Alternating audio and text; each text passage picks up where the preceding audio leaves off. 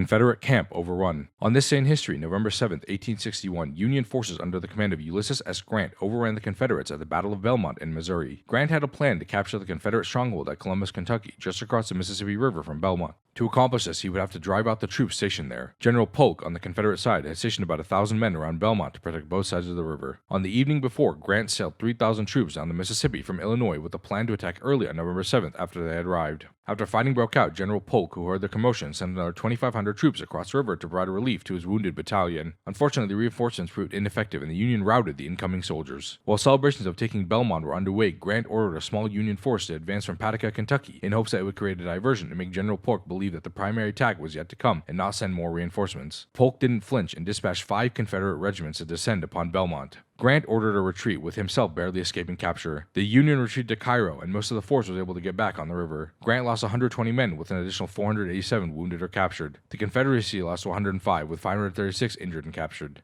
Although Grant claimed victory in the battle, the Union was unable to gain ground, and the Confederacy maintained firm control of the region along the Mississippi River. However, Grant demonstrated that he could mount successful campaigns with the resources at hand, and that trait carried him throughout the rest of the war and to the top of the Union Army.